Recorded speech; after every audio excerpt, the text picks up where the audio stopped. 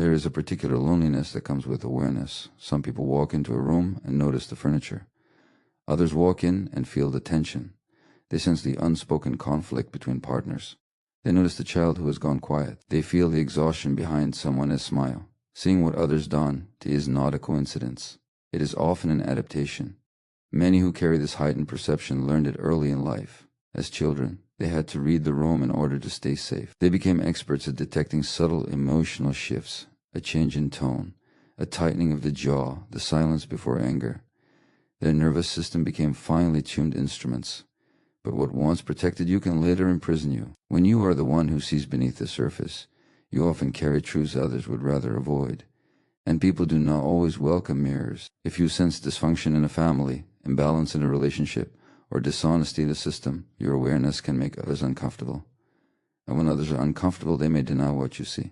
This is where the danger begins. If enough people dismiss your perception, you start questioning yourself. You wonder, maybe I am too sensitive.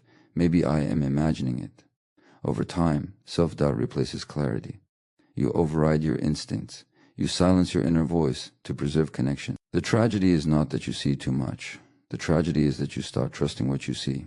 Heightened awareness often travels with empathy. You don't just notice pain, you feel responsible for it. You become the emotional regulator in relationships. You soothe, you explain, you fix. But compassion without boundaries is self-abandonment. When your nervous system is constantly scanning for others' distress, it remains in a subtle state of activation.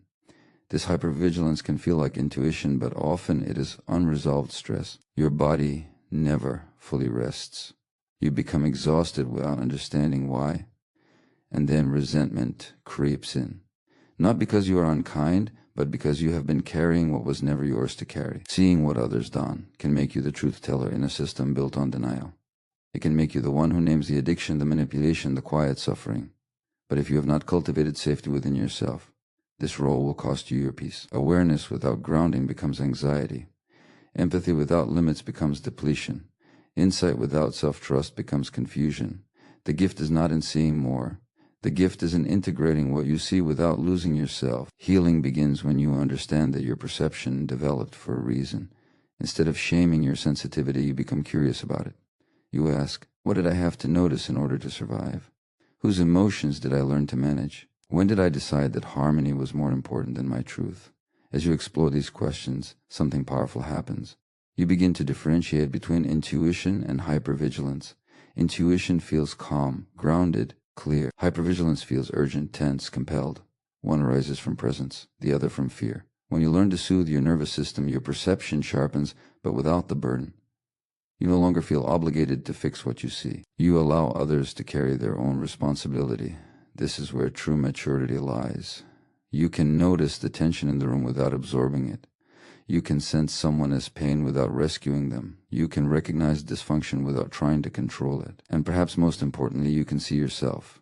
Because often the most neglected truth is your own exhaustion, your own longing, your own unmet needs. The same awareness you used to read others can now turn inward, not in criticism, but in compassion. There is nothing wrong with seeing what others don. The danger lies only in abandoning yourself because of it. When you trust your perception while honoring your limits, awareness becomes wisdom. When empathy is paired with boundaries, sensitivity becomes strength. You stop being the anxious guardian of everyone else as emotions and start becoming the steady guardian of your own well-being. And in that grounded presence, something remarkable happens. You still see what others don, but now it no longer costs you your peace. Heightened sensitivity is often misunderstood in our culture. It is labeled as weakness, overreaction, fragility, or emotional instability. But when we look more closely, especially through the lens of human development and trauma, a different picture emerges. What we call oversensitivity is very often an adaptation. It is not a flaw in character. It is a strategy the nervous system learned in order to survive. A child does not choose to become hyperaware.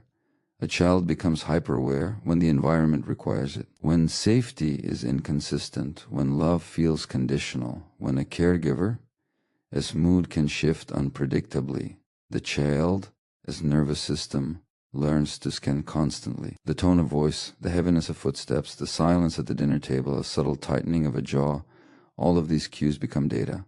The child becomes exquisitely attuned, not out of curiosity, but out of necessity. This heightened sensitivity is intelligent.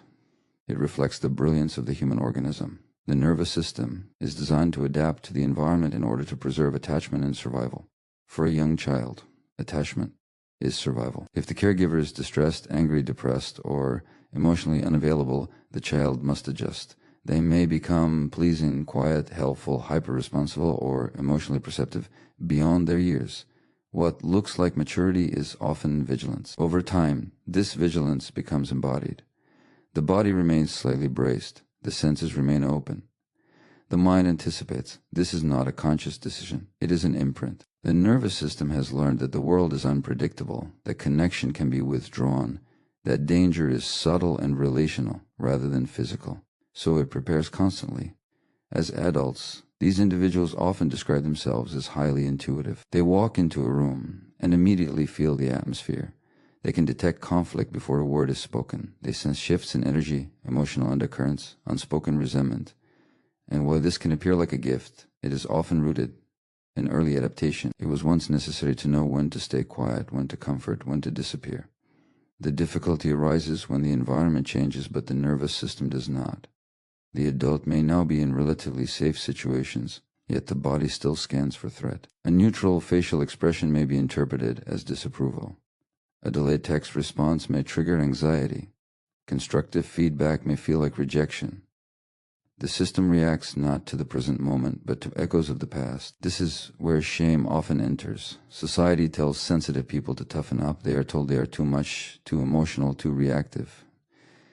What is rarely acknowledged is that their sensitivity once protected them. It allowed them to maintain connection in environments where emotional attunement was lacking. It helped them anticipate danger before it escalated. It kept them close to those they depended on. But adaptation carries a cost. Chronic hypervigilance is exhausting. When the nervous system is always scanning, it rarely rests. Sleep may be light. Muscles may remain tense. The mind may replay conversations, analyzing tone and implication. Relationships can become overwhelming because every subtle shift feels significant. The world becomes loud, not only in sound, but in emotional intensity. Heightened sensitivity as a trauma adaptation also blurs boundaries. When a child learns that others' emotions are central to their own safety, they grow into adults who feel responsible for how others feel. If someone is upset, they assume they have caused it. If someone withdraws, they fear abandonment. Their sense of self becomes organized around maintaining harmony. This is not weakness. It is loyalty to survival strategies formed long ago. Healing does not require eliminating sensitivity. It requires understanding it. When individuals begin to recognize that their hyper-awareness developed for a reason, self-compassion replaces self-criticism.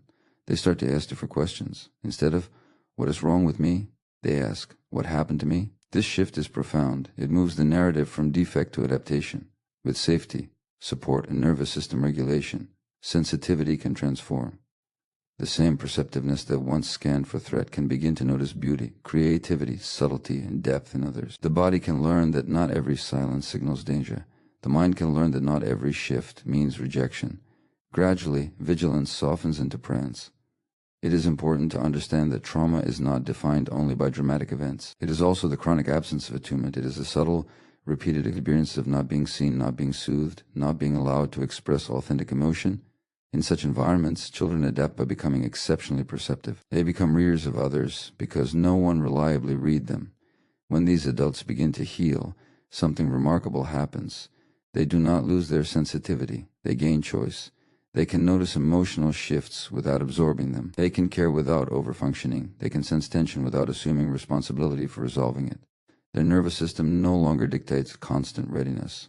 Heightened sensitivity, when understood through the lens of trauma, becomes less about pathology and more about resilience. It is evidence that the human organism will do whatever it must to preserve connection and survive. The work of healing is not to harden the heart, but to create enough internal safety that the nervous system no longer needs to be on guard. In that safety, sensitivity becomes a strength rather than a burden. It becomes discernment instead of anxiety. It becomes empathy without self-erasure. It becomes awareness grounded in calm rather than fear. And perhaps most importantly, the individual begins to turn that same attunement inward. They start to notice their own fatigue, their own needs, their own emotions, not as inconveniences, but as signals worthy of care. The adaptation that once ensured survival evolves into a capacity for deep connection, both with others and with one's self-awareness, is often praised as a virtue. We are told that insight is power, that emotional intelligence is maturity, that seeing clearly is the path to freedom, yet there is another side to awareness that is rarely discussed. To see what others refuse to see can feel less like a gift and more like a weight. When you are aware, you notice the subtle contradictions in people's words. You sense the tension beneath polite conversations. You recognize when someone says, "I am fine," but their nervous system is anything but fine. You perceive patterns in relationships that others normalize. You see the unspoken agreements, the quiet resentments, the generational wounds that move silently through families. And once you see, you cannot unsee. This is the burden.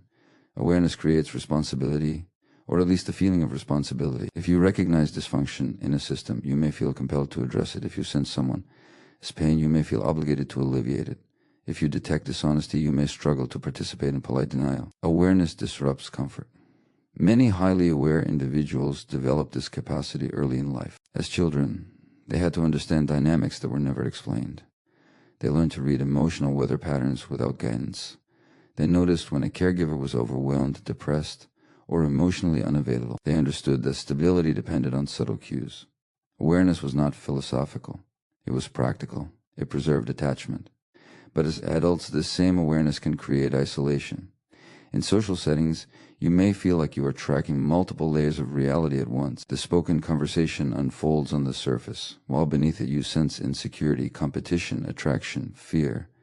Others appear relaxed, while you are internally processing complexity. You may long for simplicity, yet your mind and body do not easily simplify. There is also grief in awareness.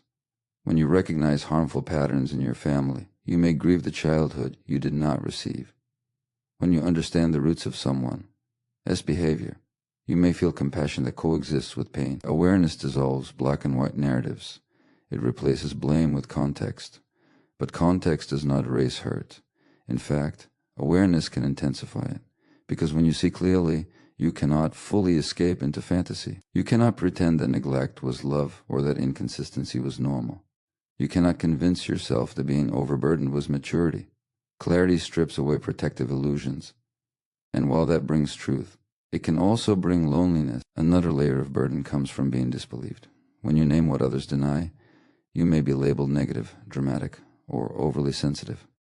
If you point out patterns of manipulation or emotional withdrawal, people invested in the status quo may resist. Systems tend to preserve themselves. Awareness threatens stability. This can lead to self-doubt. You may question your perceptions. You may wonder if you are exaggerating. You may attempt to minimize what you see in order to maintain belonging. The nervous system, wired for attachment, would rather doubt itself than risk exclusion. So, awareness becomes muted, not because it is inaccurate, but because it is inconvenient. There are also the physiological dimension. Heightened awareness often correlates with a sensitized nervous system. You are not only thinking more, you are sensing more. Your body register shifts quickly. A change in tone, a subtle withdrawal, an unspoken expectation, all of it activates response. Living in this state can be exhausting. The mind does not easily switch off. The body does not easily relax. Over time, this constant processing can lead to fatigue and withdrawal.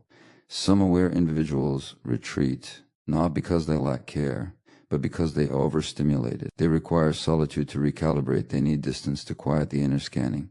Without this space, resentment can grow. Not toward others, suffering, but toward the feeling of carrying too much of it. The burden of awareness also includes moral tension. When you understand the origins of someone's harmful behavior, you may feel compassion that complicates boundaries. You know their trauma, you see their wounds, but you also feel the impact of their actions. Holding both truths simultaneously is heavy. It requires maturity to say, "I understand you and I cannot allow this." True healing involves transforming awareness from compulsion into choice. When awareness is trauma-driven, it feels urgent and consuming. When it is integrated, it becomes grounded and discerning. You can notice without absorbing. You can understand without excusing. You can care without overextending. This shift begins with internal safety. When your nervous system learns that you are no longer dependent on managing everyone else's emotional state, awareness softens. It becomes less about scanning for danger and more about observing with curiosity. The same perceptiveness remains, but it is no longer fueled by fear. Awareness then becomes a tool rather than a burden. It allows you to choose relationships consciously. It guides you toward authenticity. It helps you recognize when something aligns and when it does not. But crucially, it is paired with boundaries. You are not responsible for correcting every dysfunction you perceive. You are not obligated to fix every pain you detect. Perhaps the greatest liberation comes when you allow others their own level of consciousness. Not everyone is ready to see what you see. Not everyone wants the veil lifted, and it is not your task to force clarity upon them. Your responsibility is to remain truthful with yourself. Awareness, when ungrounded, isolates. Awareness, when integrated, connects. The difference lies in whether you abandon yourself in the process. When you honor your limits, regulate your body, and trust your perceptions without being consumed by them, awareness becomes wisdom. It stops being a weight you carry alone and becomes a quiet inner compass. And in that steadiness, the burden lightens. Not because you see less, but because you no longer believe you must carry everything you see. Gaslighting is not merely a disagreement about facts. It is a slow erosion of trust in one's own perception. It occurs when a person's lived experience is repeatedly denied, minimized, or reframed in a way that makes them question their sanity. Over time, the external distortion becomes internal confusion. At its core, gaslighting destabilizes reality. You remember a conversation clearly, yet you are told it never happened. You feel hurt by a comment, yet you are told you are too sensitive. You sense withdrawal, tension, or hostility, yet you are assured that everything is fine and that the problem lies in your imagination. The contradiction between what you experience and what you are told creates cognitive and emotional dissonance. For many individuals, especially those who developed heightened sensitivity in childhood, this dynamic is profoundly destabilizing. If you were raised in an environment where your feelings were dismissed or rewritten, you likely learned to override your instincts early. When a caregiver says, "That did hurt," or "You are overreacting," the child faces an impossible choice. Trust their own body or maintain attachment. Most choose attachment. Self-doubt becomes the price of connection. As adults, this pattern can repeat in intimate relationships, workplaces, and even friendships. When someone consistently reframes your reality, you may begin to preemptively question yourself. Before expressing concern, you rehearse whether you are being unreasonable. Before naming a boundary, you ask whether you are exaggerating. Your internal dialogue becomes saturated with uncertainty. Gaslighting does not always appear dramatic. It can be subtle. A raised eyebrow when you share a feeling, a sarcastic tone that implies fragility, a pattern of selective memory that conveniently erases hurtful actions. The cumulative effect is powerful.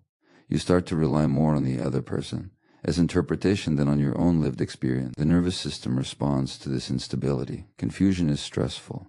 The body seeks coherence and predictability. When reality feels unstable, anxiety increases. You may ruminate, replay conversations, analyze wording, search for evidence that you are not imagining things. Mental energy is consumed by the attempt to reconcile opposing narratives. There is also shame intertwined with self-doubt. You may think, "Why can't I be stronger?" Or, "Why does this affect me so much?" Yet the impact is not about weakness. It is about attachment. Human beings are wired for connection. When someone close to you denies your reality, your system interprets it as a threat to belonging. Doubting yourself can feel safer than confronting the possibility that the relationship is unsafe. Over time, chronic gaslighting can fragment identity. When you repeatedly suppress your perceptions, you lose clarity about your preferences, emotions, and limits. Decision-making becomes difficult. You look outward for validation rather than inward for guidance. Even small choices can feel overwhelming because you no longer trust your internal compass. This is how self-doubt becomes embodied. It is not simply a thought pattern. It lives in posture and hesitation, in the quiet apology before speaking. It appears as second-guessing, as excessive explanation, as the need to gather proof before expressing a feeling. The individual begins to treat their own experience as suspect. Recovery begins with recognition. Naming gaslighting interrupts its power. When you understand that the confusion you feel is a response to distortion rather than a defect in you, something stabilizes. The question shifts from "What is wrong with me?" to "Why does this dynamic make me doubt myself?" This shift restores dignity. It is important to distinguish between healthy disagreement and gaslighting. In healthy relationships, perspectives can differ without invalidating reality. Two people can remember events differently and still respect each other as emotional experience. Gaslighting occurs when one person consistently positions themselves as the authority over what is real, dismissing the rest in a world. Rebuilding self-trust requires gentle practice. You begin by noticing your bodily responses: tightness in the chest, heaviness in the stomach, subtle anxiety in the presence of certain interactions. The body often recognizes inconsistency before the mind does. Instead of dismissing these signals, you become curious about them. You may also practice stating your experience without over-explaining. Simple sentences such as, "That comment hurt me," or "Remember it differently." Reclaim space. The goal is not to convince the other person. It is to affirm yourself. Each time you honor your perception, even quietly, you reinforce internal coherence. Supportive relationships are essential in this process. When you share your experience with someone who listens without distortion, your nervous system recalibrates. You experience what it feels like to be believed. This validation does not create dependence. It restores balance. It reminds you that your perceptions are not inherently flawed. Boundaries play a crucial role. If someone persistently denies your reality, limits may be necessary. This does not require hostility. It requires clarity. You cannot maintain psychological stability in an environment where your experience is chronically rewritten. Protecting your mental integrity is not selfish. It is foundational. Self-doubt diminishes as self-compassion increases. Instead of criticizing yourself for having tolerated distortion, you acknowledge the attachment needs that influence your choices. You recognize that survival strategies once served a purpose. Blame gives way to understanding. Over time, the inner voice strengthens. It becomes steadier, less reactive, more grounded. You still consider feedback. You still remain open to growth. But you no longer surrender your reality to preserve comfort. Your perceptions are not infallible, yet they are worthy of respect. Gaslighting thrives in silence and confusion. It weakens in clarity and connection. When you reclaim trust in your own experience, the fog begins to lift. Decisions feel cleaner. Boundaries feel justified. Your internal world regains structure, and in that structure, something deeply human is restored. The right to experience your own life without having it rewritten by someone else's compassion is often celebrated as one of the highest human qualities. It reflects our capacity to feel with another person, to recognize their suffering, and to respond with care rather than judgment. Yet compassion, when disconnected from boundaries, can quietly transform from virtue into self-erasure. Many people who struggle with boundaries did not learn compassion as a choice. They learned it as a requirement for connection. In childhood environments where caregivers were overwhelmed, emotionally immature, addicted, depressed, or unpredictable, children often became attuned to others' needs long before understanding their own. They sensed distress and moved toward it instinctively, not because they were asked to, but because their nervous systems recognized that closeness depended on it. When a child discovers that soothing a parent reduces tension, that staying agreeable prevents conflict, that anticipating needs preserves harmony, compassion becomes fused with safety. It is no longer simply kindness. It becomes survival. The developing mind concludes that love is earned through emotional labor. As adults, these individuals often describe themselves as deeply empathetic. They can feel shifts in mood immediately. They sense disappointment before it is expressed. They anticipate what someone might need and provide it preemptively. On the surface, this appears generous and mature. Beneath it, there is often a quiet fear of disconnection. Compassion without boundaries blurs responsibility. When someone is distressed, you may feel compelled to fix it. When a partner is struggling, you may assume their emotional stability depends on you.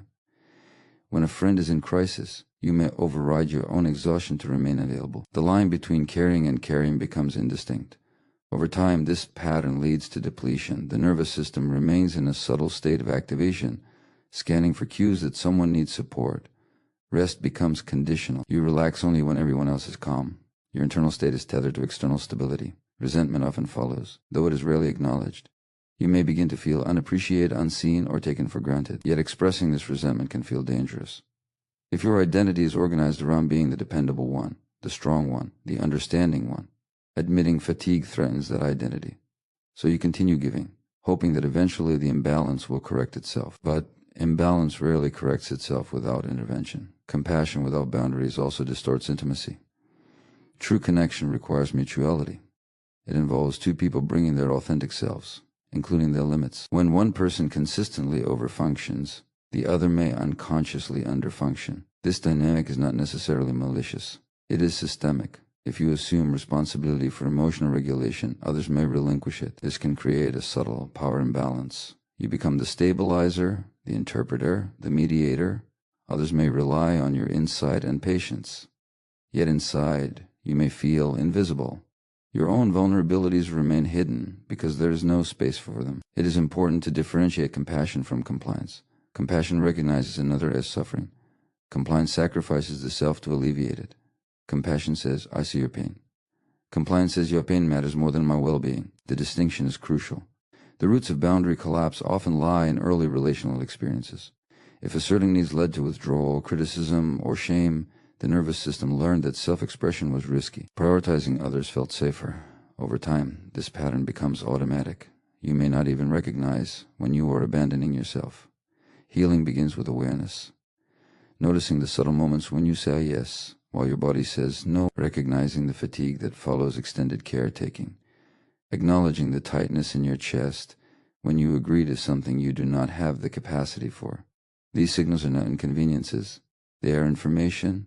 Establishing boundaries does not diminish compassion, it refines it. When you say, I care about you and I cannot take this on right now, you are practicing integrated empathy. You are acknowledging both the other person as humanity and your own. This balance allows compassion to be sustainable. There may be guilt initially. If your identity has been shaped around being endlessly available, setting limits can feel selfish. The nervous system may interpret boundary setting as a threat to attachment. This discomfort does not mean the boundary is wrong. It means you are disrupting an old pattern. As boundaries strengthen, something shifts in relationships. Some dynamics may fall away, others may deepen. When you no longer overextend, you create space for others to assume responsibility for their own emotional regulation. Mutuality becomes possible. Compassion grounded in boundaries feels different in the body. It is calm rather than urgent. It allows you to witness suffering without absorbing it. It enables support without self-neglect. You can offer presence without promising rescue. This transformation requires self-compassion first. You begin to treat your own needs with the same gentleness you extend to others. You recognize that exhaustion is not a personal failure. It is a signal that your giving has exceeded your capacity. Instead of overriding it, you listen. Over time, compassion becomes less about proving worth and more about expressing authenticity. You help because you choose to, not because you fear losing connection. You remain present without dissolving into another person's experience. You can love without abandoning yourself. When compassion and boundaries coexist, relationships become healthier and more resilient. Care flows in both directions. Responsibility is shared. Emotional labor is not carried by one person alone. In this integration, compassion reclaims its original meaning. It becomes a strength rooted in wholeness rather than a strategy born of fear. And in that wholeness, giving no longer requires losing yourself. The nervous system is not designed for constant peace. It is designed for survival. Its primary task is to detect threat, mobilize energy, and restore safety. In healthy circumstances, this system activates when necessary and then returns to equilibrium. But when stress is chronic, especially in early life, the system can become calibrated toward danger rather than safety. Hypervigilance is the result of that recalibration. It is not simply worry. It is not overthinking in isolation. It is a full-body state of readiness. The eyes scan the environment.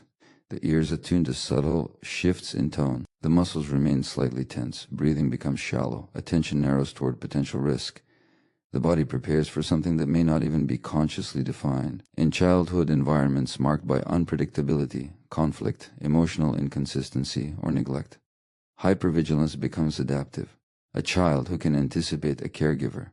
A smooth may avoid punishment. A child who senses tension early may intervene to prevent escalation. A child who detects subtle withdrawal may intensify efforts to reconnect. The nervous system learns that survival depends on early detection. This adaptation is intelligent. It reflects the organism's capacity to adjust to context.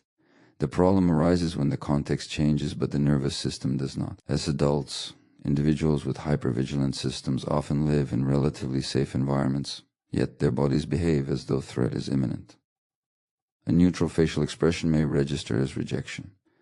A delayed reply may trigger anxiety. Constructive feedback may feel like impending abandonment. The reaction is not deliberate. It is reflexive.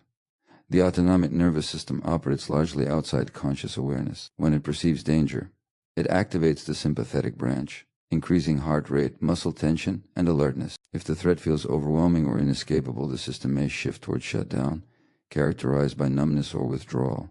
Hypervigilance exists primarily in the activated state, where the body is mobilized and scanning. Living in this state is exhausting. Sleep may be light or fragmented because the system does not fully power down. The mind may replay conversations, searching for signs of disapproval. Relaxation may feel unfamiliar or even unsafe. When the body has learned that vigilance equals protection, letting go can feel risky. Hypervigilance is often mistaken for intuition. Both involve sensitivity to subtle cues. The difference lies in the quality of the internal experience. Intuition tends to be calm, grounded, and clear. Hypervigilance feels urgent, tense, and compulsive. Intuition offers information. Hypervigilance demands action. For individuals shaped by early stress, the line between the two can blur. The body reacts quickly, and the mind constructs explanations afterward. You may believe you are simply perceptive, when in reality your system is braced. This does not invalidate your insight. It contextualizes it. The relational impact of hypervigilance can be significant. When you are constantly scanning for shifts in others, you may overinterpret minor changes. You may ask for reassurance frequently or withdraw preemptively to avoid perceived rejection. Partners or friends may feel confused by the intensity of your reactions. Meanwhile, inside, you feel overwhelmed by sensations that seem undeniable. Shame often accompanies this pattern. You may judge yourself for being reactive or overly sensitive. Yet the body is not malfunctioning. It is protecting you based on past experience. The nervous system does not distinguish well between historical and present danger. It responds to cues that resemble earlier threats, even if the current context is different. Healing hypervigilance does not begin with forcing calm. It begins with understanding. When you recognize that your body learned this state for a reason, self-compassion replaces self-criticism. Instead of asking, "Why am I like this?" you ask, "What did my system have to adapt to?" Regulation becomes the focus rather than suppression. Practices that gently signal safety to the body can gradually recalibrate the system. Slow breathing, consistent routines, supportive relationships, time in nature, and mindful awareness all communicate that the present moment is not inherently dangerous. These interventions are not about ignoring threat. They are about expanding the capacity to discern it accurately. Relationships play a crucial role in this recalibration. Consistent, attuned connection provides corrective experiences. When someone responds predictably and respectfully over time, the nervous system begins to update its expectations. Trust is not built through logic alone. It is built through repeated embodied experiences of safety.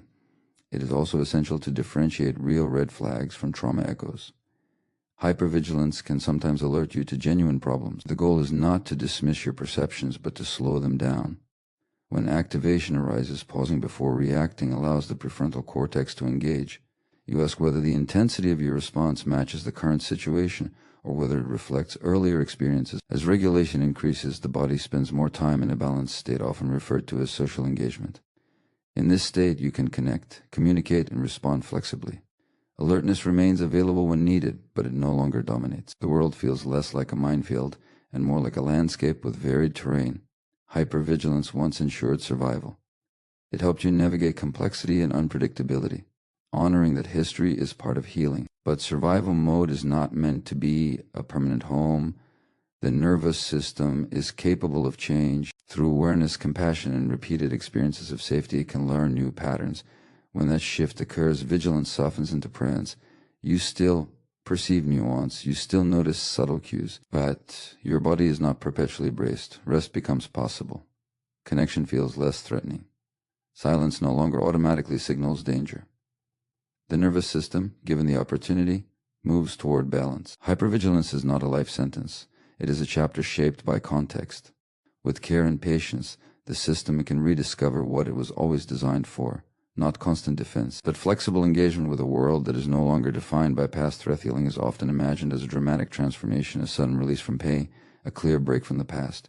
In reality, healing is quieter. It unfolds in small internal shifts, in moments where you choose to believe yourself, in decisions where you honor a limit that once felt impossible to assert. At the center of this process lies self-trust. Self-trust is not arrogance. It is not rigid certainty. It is the willingness to take your own perceptions, emotions, and needs seriously.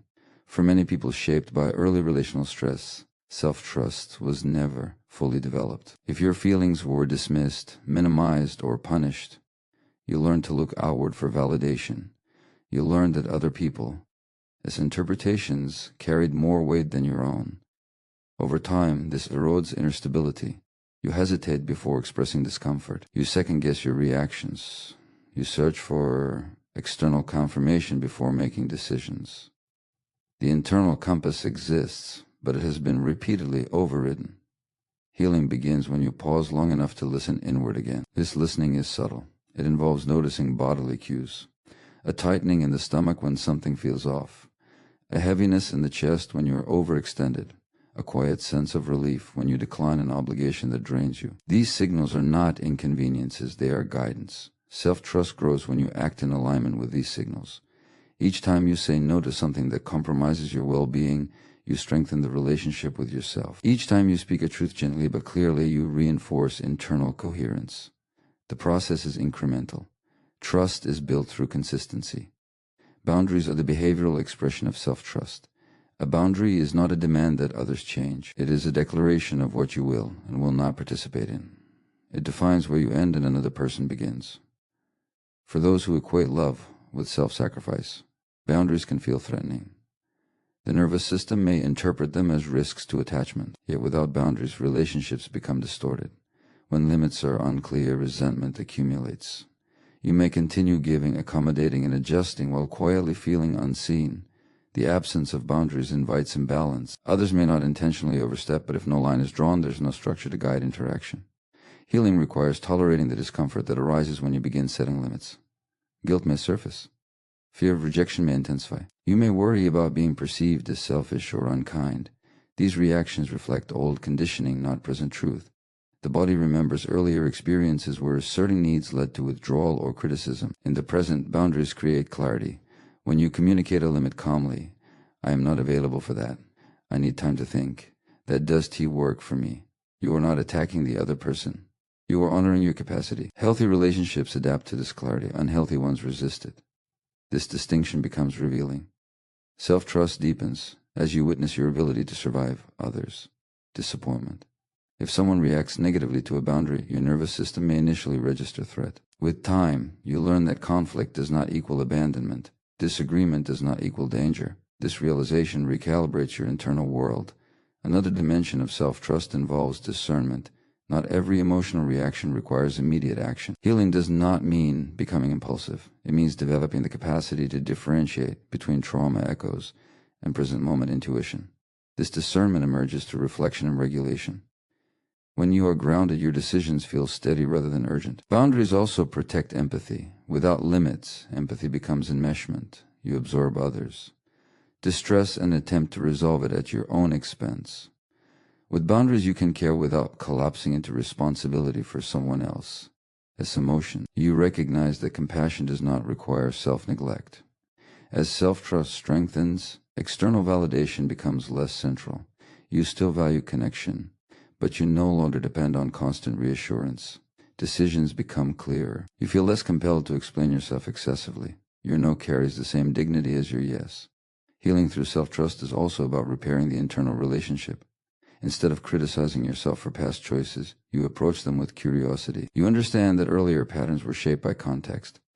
Blame gives way to compassion. This inner gentleness fosters resilience. Over time, something stabilizes. You move through the world with a quieter confidence. You listen more closely to your internal signals. You honor fatigue rather than overriding it. You recognize excitement without dismissing it. Your boundaries become less defensive and more matter-of-fact.